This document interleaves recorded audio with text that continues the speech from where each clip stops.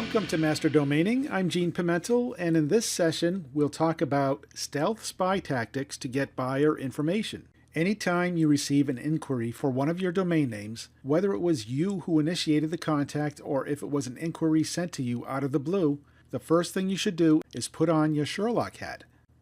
It is in your best interest to learn as much as you can about the person contacting you before you reply.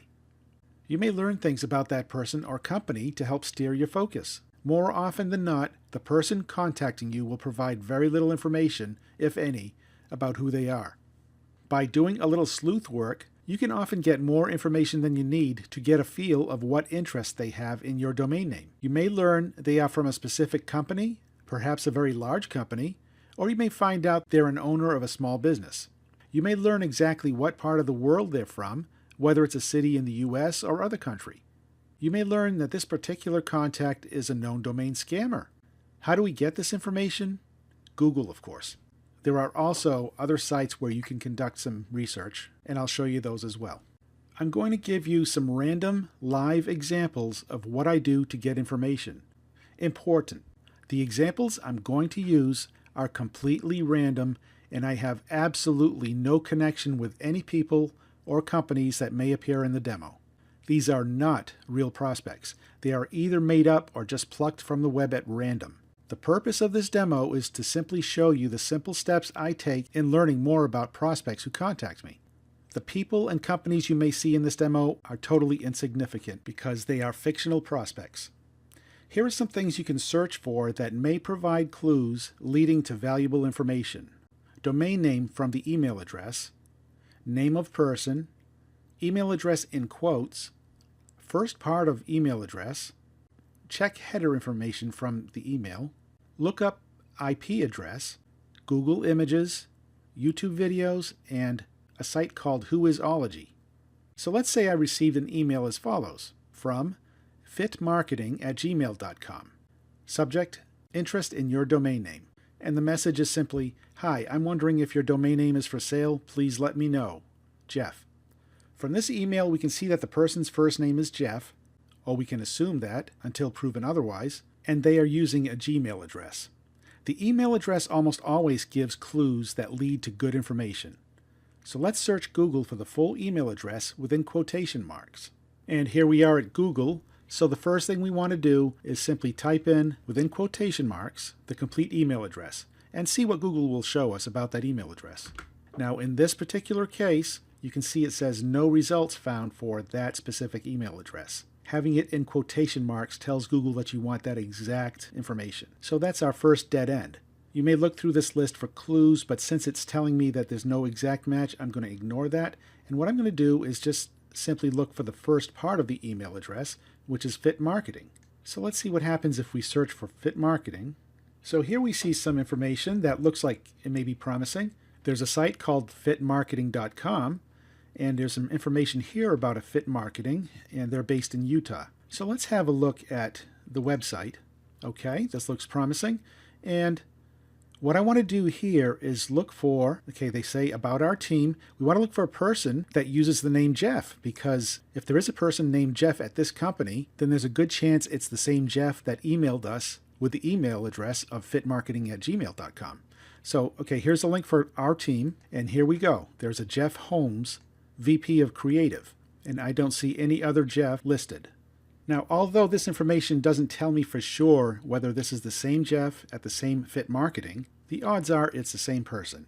And if the domain I was selling was related to marketing or related to a product I see on their site, then that confirms it as well. But because I don't know for sure, I'm not going to assume that it's this person when I reply to him, but I'll keep in mind what this website is all about. Naturally, if the email address he used was jeff@fitmarketing.com, that gives me a whole lot more information, and I can check that email address, and that would tell me exactly who Jeff is at Fit Marketing. By knowing what the website is and what the company is all about, you can do further research on this company to see how big of a company it is, to see how long they've been around, to see where they're located, and so forth. So with that information on hand, you can really feel more comfortable about replying to the person inquiring about your domain name. And you'll know beforehand whether it's a sizable company and they can afford a higher price, or if it's a small company and they may not be able to afford so much. So what about if the email was sent by somebody named John123 at yahoo.com?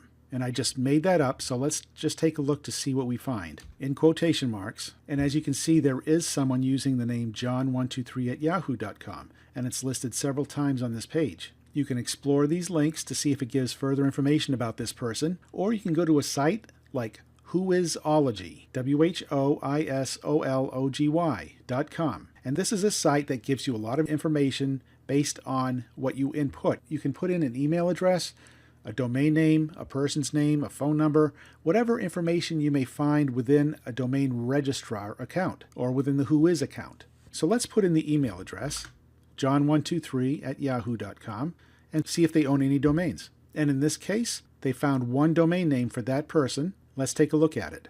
So now we have information about this person, john123 at yahoo.com. It gives you the full address and the phone number and email address. So at least you know you're dealing with somebody with a physical address, and you can go and check out that domain that we found that this person has registered. So let's take a look at that domain, and it happens to be just a parked page. It's not even a working website. So again, this was totally fictional, just to show you the process that I go through.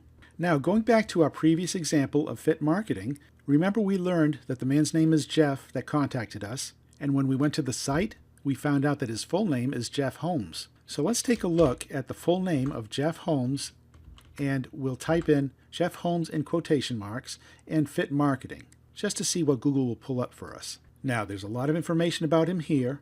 We can also go to images and see if there are any images that pop up that may relate to this person we're looking for. And the first one is the same gentleman we saw on the website. If we click on that, this is an image from LinkedIn. So we can visit that page, and here we have the page on LinkedIn that gives all the information you want about Jeff Holmes. So that's a great way to get to know who you're talking to. You can also go to YouTube and look for more information on YouTube. We'll type in the domain name of the company that contacted us, and as you can see, there are some videos. Here's one right at the website, so it's a video for the company. So you can learn more about the company or the person by doing a search on YouTube. Now, I don't normally spend a lot of time doing this, but I just like to know what kind of a company I'm dealing with, what kind of individual I'm dealing with, what their budget might be for a domain name based on how much revenue they do per year in sales.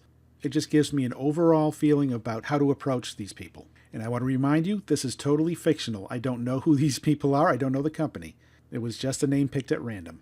So the idea is to take one little bit of information, learn a little bit more by doing searches, learn a little bit more from that, seeing what connections are made to those references that you typed into Google, and just keep digging deeper and deeper until you have the information you need, so you know who you're dealing with, and so you know whether or not they're pulling the wool over your eyes if they low bid you and they're a huge corporation. Once in a while, you'll do a search and you'll find out that the person is a scammer of some kind, or if they do business that you don't want to do business with. So do your quick research first. It generally takes just a couple of minutes, but that'll give you plenty of good information to base your reply on. Once you start negotiating with them, once you start emailing them back and forth, you'll know where they're coming from, even without them revealing that to you. So go ahead and start getting familiar with doing these various search options, and just use made-up information to see what you can find and to see how deep you can dig. This will be very useful in your domain sales.